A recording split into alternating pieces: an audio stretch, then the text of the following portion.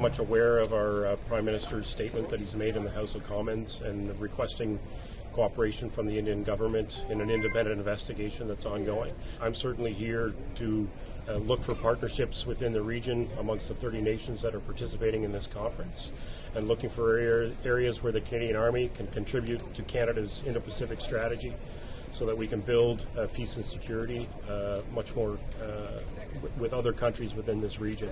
And we'll do that through opportunities with like-minded nations for low-level exercises, multinational forums of discussion, capacity building, and exchanges of officers and soldiers on exercises.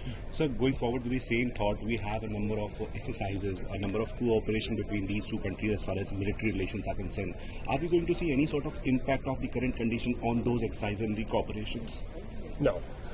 There will not be any impact moving forward at this point in time. I certainly had a discussion with your Chief of the Army last evening, and we're both of the same opinion that the current issue is a political issue to be dealt with at much higher levels between our two countries.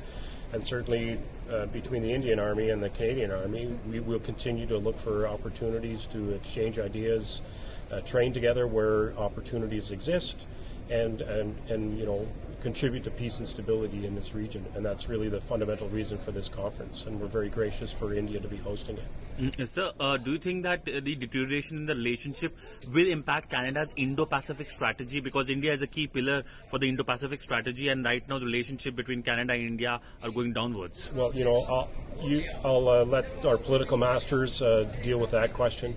The reason that I'm here is to contribute, to areas where our two armies can contribute to peace and security. And certainly both of our armies continue to see areas where we can work on that. Whatever happens between our two countries, I really can't comment on that. Mm-hmm. And so also when it comes to the challenges in the Indo-Pacific, China is a challenge in the Indo-Pacific. How do you see Canada and India working together to deal with the China challenge in the Indo-Pacific? I think it's simply presence for the most part. Wherever we can find opportunities to, whether that's sailing two ships together, or whether that's sailing or flying two aircraft together, or cooperating on ground exercises, military exercises.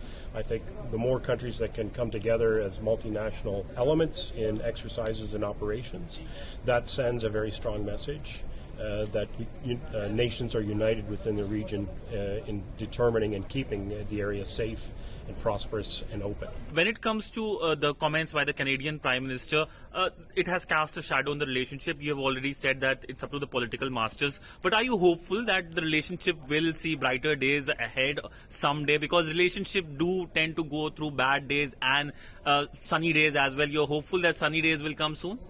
Of course, I'm very hopeful that this matter will be quickly resolved between both of our nations at a political level.